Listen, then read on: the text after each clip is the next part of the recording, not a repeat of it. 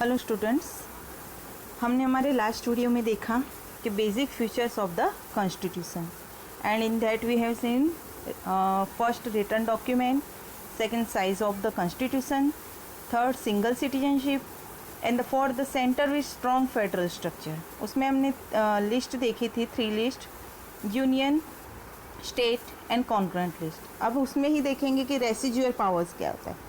Actually, the subjects which are not specifically allotted to union or state are included in residuary powers. Residuary power क्या है कि particularly कोई subject union या state को allocate नहीं किया जाता है।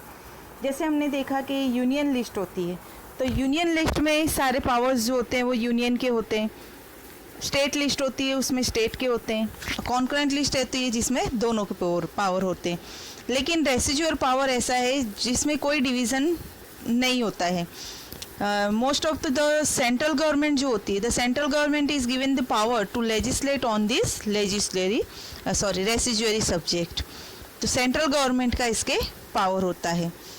अब देखो कौन कौन से डिविजन्स होते हैं। Most of the financial distribution of resources is done between union government and state government. दोनों के बीच में फाइनेंशियल डिस्ट्रीब्यूशन होता है। और किस चीज़ का? रिसोर्सेज का, एसेट्स का। उसमें है एक्साइज एंड कस्टम, जो बाहर का इंटरनेशनल लेवल का रहता है। एक्साइज एंड कस्टम जो ड्यूटी रहती है, then export import, income tax, all this major taxes are decided by central government. सारे मेजर जो टैक्स रहते हैं वो सेंट्रल गवर्नमेंट डिसाइड करती है। While sales tax, revenue tax, entertainment tax, educational tax, ये सारे जो रहते हैं फाइनेंशियल रिसोर्सेज, ये स्टेट गवर्नमेंट के द्वारा डिसाइड किए जाते हैं। Now next, fifth feature, unified arrangement during crisis. यानी यूनिफाइड अरेंजमेंट यानी कि एक तरह का इमरजेंसी पावर होता है। जब कंट्री में कोई क्राइसिस राइज होती है तो एट दैट टाइम जो भी एडमिनिस्ट्रेटिव सिस्टम पूरा सेंट्रल लेवल से होता है। Okay, so there are 3 provisions for emergencies in constitution of India. First, national emergency, it can be declared at the time of war, external attack और arm rebellion. National emergency कब declare होती है? या तो किसी कंट्री के साथ war हुआ है, या किसी कंट्री ने हमारे ऊपर अटैक कर दिया है, या रेबेलियंस जो हमारे ही देश के कुछ विद्रोही हैं जिसकी वजह से जो शांति भंग हो रही है। So at that time national emergency declare की जाती है। Due to law and order breakdown, the state can not function according to the constitution, so constitutional emergency declare. Suppose कोई ऐसी वजह है कि जो ऑर्डर की तरीके से स्टेट फंक्शन नहीं कर रही, वर्क नहीं कर रही है, या स्टेट गवर्नमेंट के कंट्रोल में वो सिचुएशन नहीं आ रही है, तो ऐसे टाइम में भी कॉन्स्टिट्यूशनल इमरजेंसी डिक्लेयर की जाती है। Due to increase in prices there is monetary value erosion, at that financial emergency is declare. कभी कभी ऐसा होता है कि प्राइस राइज बहुत ज़्यादा हो जाता है, तो फाइनेंशियली उस टाइम पे बहुत ज़्यादा क्राइसिस आती है।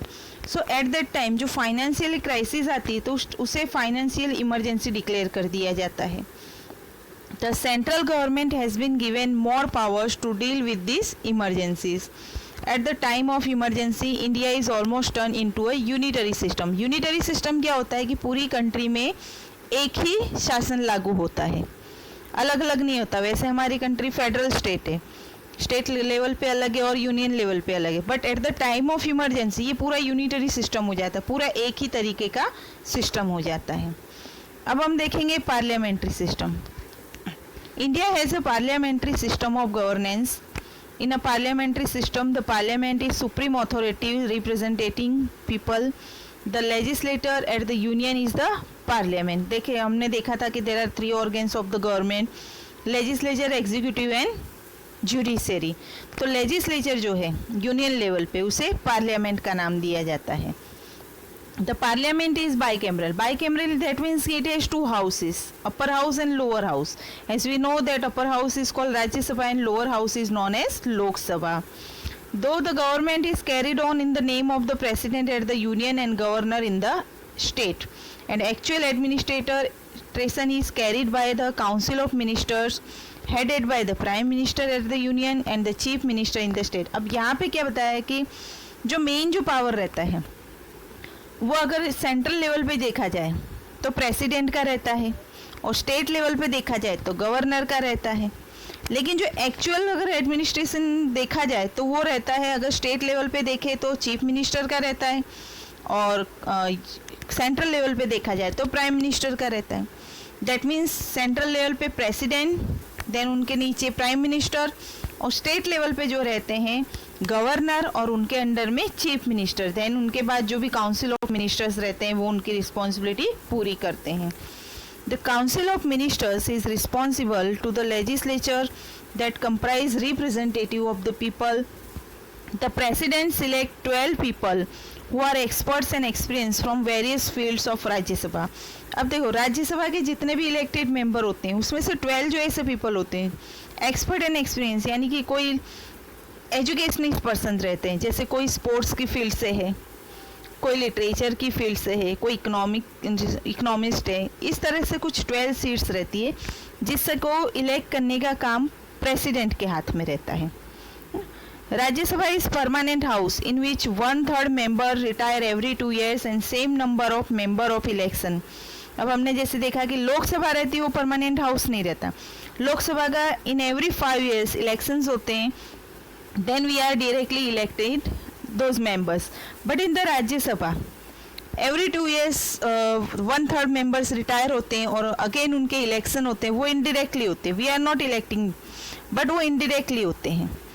लोकसभा के मेंबर्स और सब मिलके उनका इलेक्शन होता है। Thus each member has 6 years of tenure in Rajya Sabha. जैसे लोकसभा में 5 years का टेन्यूर रहता है, टाइम पीरियड रहता है, ऐसे राज्यसभा के जो मेंबर्स रहते हैं उनका 6 years का रहता है।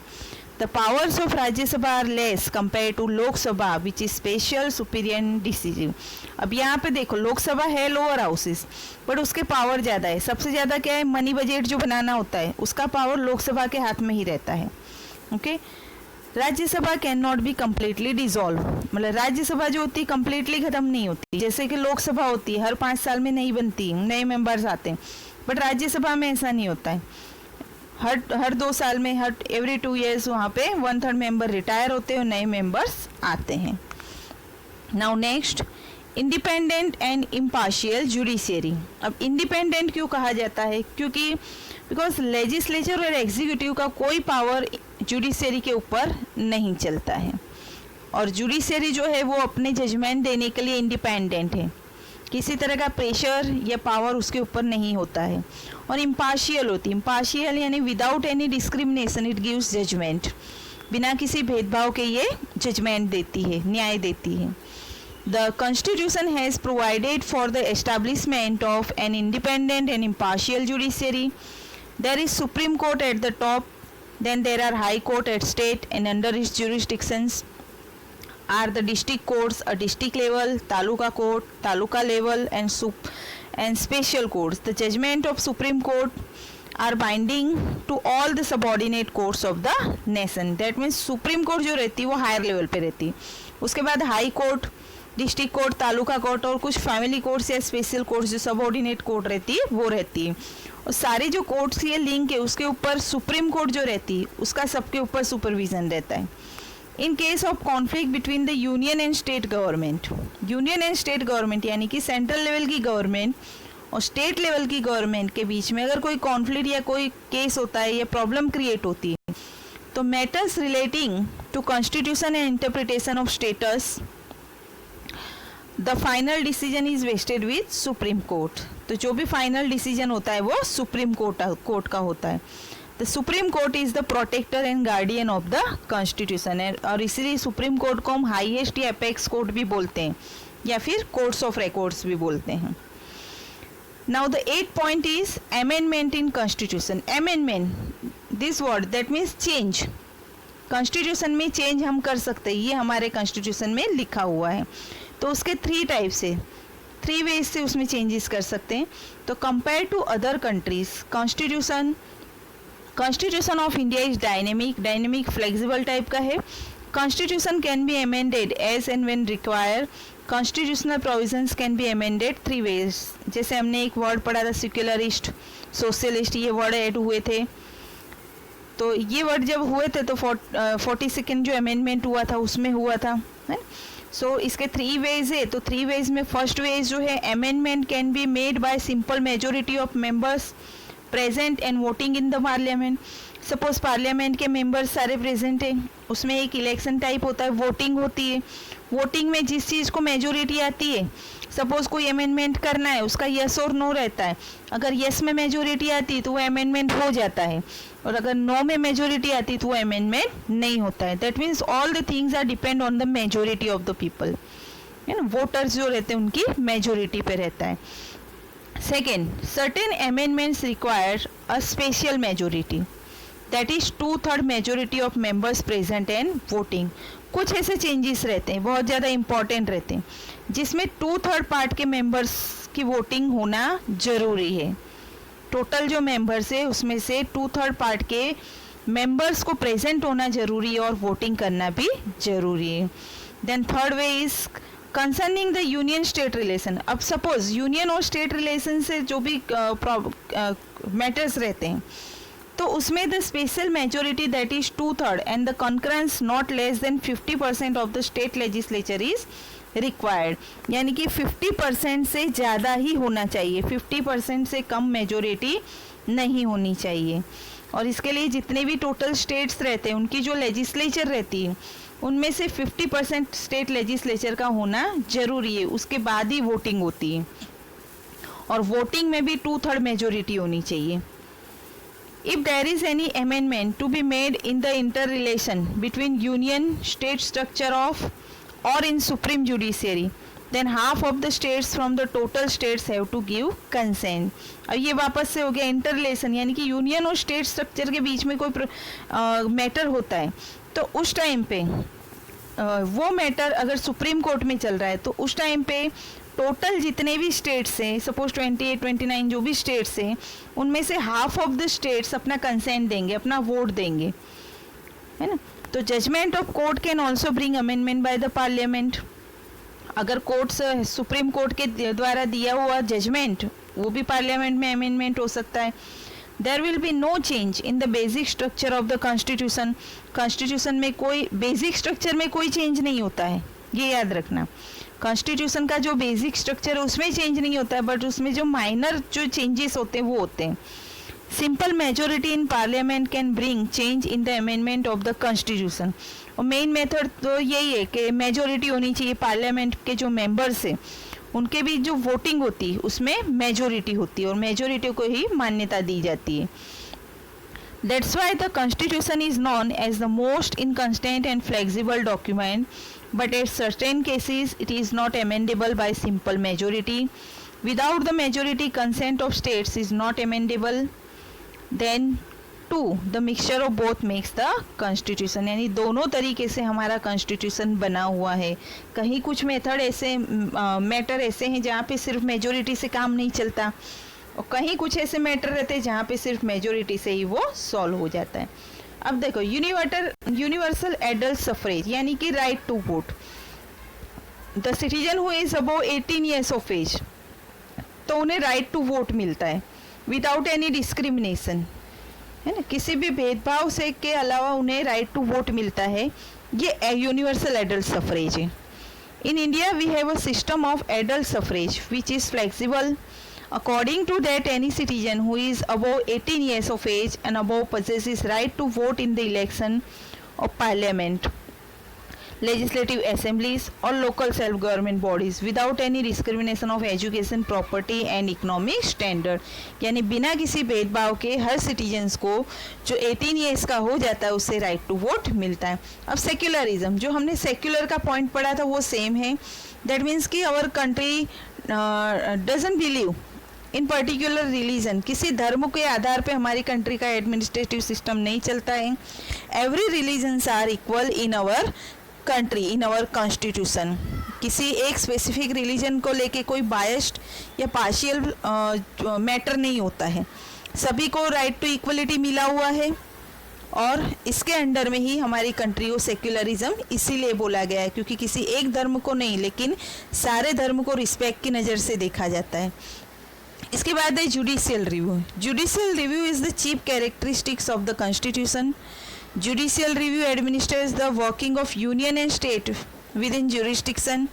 Without disrespecting the powers of parliament, the constitution has made an effort to harmonize the principles of judicial review, parliamentary amendments, external orders. अब देखो जुडिशियल रिव्यू क्या है, ये एक तरह का जजमेंट ही रहता है। जो भी मैटर वगैरह रहते हैं जैसे कि administration work of union and state, union और स्टेट के वर्क के रिलेटेड या कोई भी रहता है उसमें ये जुडिशियल रिव्यू होना जरूरी। जुडिशियल यानी कि एक समानता वाला रिव्यू होना जरूरी। अब इसके अंदर जैसे पार्लियामेंट्री अमेंडमेंट्स होते हैं, पार्लियामेंट्री में कुछ चेंजेस होते हैं, एक्सटर्नल ऑर्डर्स होते हैं, देन ऑर्डिनेंसेस होते हैं, then and judicial judgment are given for judicial review. If the court finds any indiscrepancy in the external orders, ordinance or judicial judgments, it can be stopped by declaring them unconstitutional. यानी judiciary को ये right है कि अगर उसे कुछ लगता है कि वो कॉन्स्टिट्यूशन के अकॉर्डिंग नहीं है या फिर अपनी कंट्री के वेलफेयर में नहीं है, तो इस केस में वो जो चीज़ रहती है उसे जुडिशरी को इतना राइट है कि उसे अनकॉन्स्टिट्यूशनल डिक्लेयर कर दिया जाए। अब देखो फंडामेंटल राइट्स एंड ड्यूटीज़। तो एज वी नो दैट कि हमें फंडामेंटल राइट्स मिले हुए हैं, 6 राइट्स मिले हुए हैं, इसके अलावा हमें ड्यूटीज़ भी मिली हुई है। As we are enjoying our fundamental rights, same as we have to pay our duties also. तो ये fundamental rights are conferred to the people of India by the constitution to live a dignified life, यानी कि respectfully हमारी self respect से हम हमारी ज़िंदगी जी सके। दैट्स वाई हमारे कॉन्स्टिट्यूशन में फंडामेंटल राइट्स दिए गए हैं। The most valuable capital of our country is in the overall development of nation which further lies in the fundamental duties and rights. Right to constitutional remedies and for the children 6 to 14 years of age, right to education are also made available. अब देखते हैं directive principles of state policy. Directive principles क्या होता है, एक तरह से ये एडवाइजरी टाइप रहता है। जो protection of people, security and welfare should be carried out by the state. This principle provide directions for state governance and policy making, so they are called as directive principle. एक तरह का reference रहता है जो state government रहती है उनके लिए, और उस डायरेक्टिव प्रिंसिपल्स की वजह से स्टेट गवर्नमेंट जो रहती है उन्हें गाइडेंस मिलता है कि हाउ टू वर्क। अब इसके बाद है provisions for backward section and tribes. To uplift and include backward sections and tribes deprived class in the mainstream, there are specific provisions in the constitution। मतलब constitution में कुछ ऐसे provisions बनाए हुए हैं जो SC ST जो backward classes रहती है, कुछ आइसोलेटेड क्लासेस भी रहते हैं जैसे जो फॉरेस्ट एरिया में रहते हैं, तो ऐसे लोगों के लिए उनके अपलिफ्टमेंट के लिए गवर्नमेंट ने कुछ प्रोविजंस बनाए हैं, जैसे कि reserve seat are allocate in legislature and local self governing bodies, election to provide representative, कुछ सीट्स उनकी रिजर्व रखी जाती है लेजिस्लेचर में, और सेल्फ गवर्निंग बॉडीज़ यानी कि ग्राम पंचायत और ये म्यूनिसिपल कॉरपोरेशन जो रहती है। Reservation quota has been provided for admission in educational institution and government jobs in proportion to their population to provide equal opportunity। एक तरह से रिजर्वेशन कोटा हम एक अनामत बोल सकते हैं, जो कुछ सीट उनकी रिजर्व रखी जाती है। Children of backward sections and tribes are given scholarship दी जाती है, पढ़ाई का खर्चा दिया जाता है। Basic amenities and waived fees which come under optimistic policies and shielding policies as per provision in the constitution.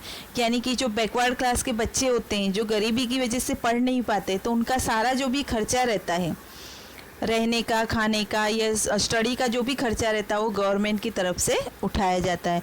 तो ये सारे प्रोविजंस जो हैं ये बैकवर्ड सेक्शन और ट्राइब्स के लिए हैं, और ये होना भी ज़रूरी है सो दैट ऐसे क्लास के लोग भी आगे आ सके। सो स्टूडेंट्स, ये लेसन यहाँ पे कंप्लीट होता है। सो इसकी नोट्स मैं आपको प्रोवाइड कर दूँगी। Thank you.